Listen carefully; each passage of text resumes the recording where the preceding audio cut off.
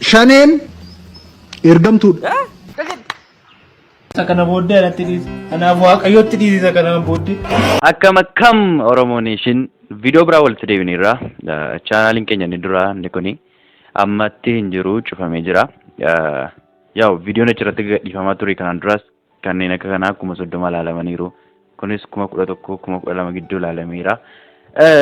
Ta'us garuu amma sa'aatii kanatti isaan hin jiranii.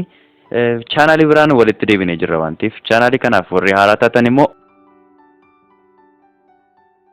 subscribe. Namoonni biyya adda addaa deemtanii barachuu barbaadanii yookiis namoonni akka biyyoota akka Ameerikaa, Poolaand, Chaayinaa, Hindii biyyoota addunyaa irra jiran kanarra naannoftanii baasii tokko tuun kaffalin yookaan baasii tokko tuun baasin birrii tokko tuun kaffalin warri barachuu barbaadanii carraa bareedaa isin dhufeera baga gammaddanii. Baga gammaddan hundumti keessan iyyuu congrats. Egaa akkuma beekamu namoonni garaa garaa keessaa na barreessaa turtaniittu Ameerikaa akkamittiin dhaqee carraa barnootaatiin barachuu danda'a. Poolaand, Awustiriyaa, Chaayinaa biyyoota garaa garaa akkasii warroota akka Poolaandii fa'aa kana deemtanii carraa barnootaa argattanii utuu eejentiidhaaf 500 600 kaffalin utuu baasii hin rakkatin qabeenyaan qabaa makiinaan qabaa konkolaataa garaan qabaatu hin jedhin carraa baay'ee salphaa ta'e karaa baay'ee salphaa ta'e kan deemtanii barachuu barbaaddan egaa namoonni baay'een namatti himan karaa kana namni beeku jira laa adaraan hundassina namni beeku jira laata maalu karaa isaa yoo beektan nus nutti hima nus deemnee barannaa jechuudha garuu akka mucaa xiqqoo anaatti jechuudha namni Oromoo biratti jaallatamee fi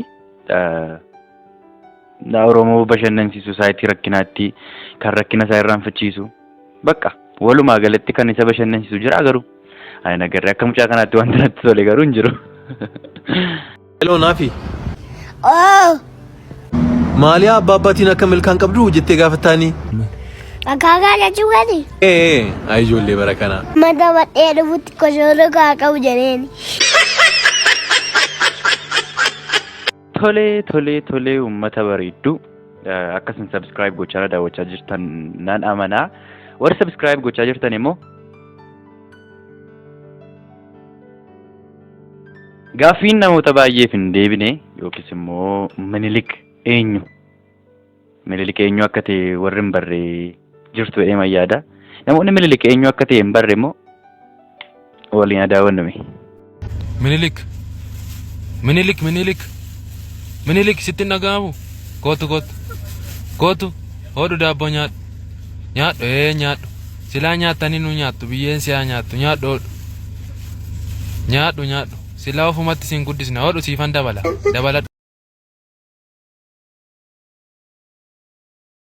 Namoonni waggaa 10 wayii keessa jiranii lafa taa'anii jiranii akka isaan itti ka'an beekamaadha.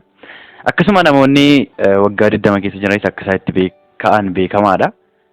Namooti waggaa 30 ol darbanoo akkamitti bakka taa'anii jiranii ka'u walii ilaalame.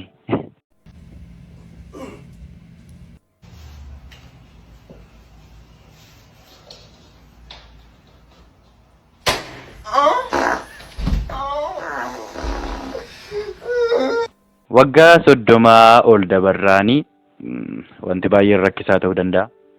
Umurii sababii deemeef dullumni sin dhufa. Kanaaf yeroo qabdutti fayyadamii natti fakkaata ergaansa. Anyways natti toleera. Ijoolleen shamarranii bara kanaa hoo akkam nama guddaa hin dhaga'u waan hangafi isaaniin jedhu dhaga'u moo akkamitti itti deddeebisu?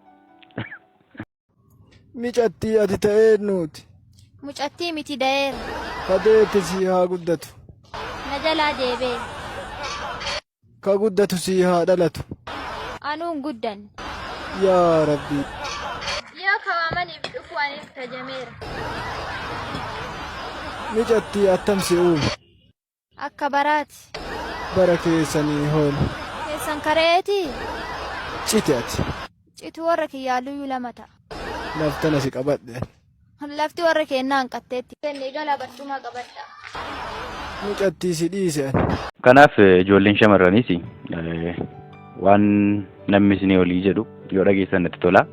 Yaa guys viidiyoon keenya irraa kana fakkaata ture. Yeroo biraa viidiyoo biraan amma wal arginutti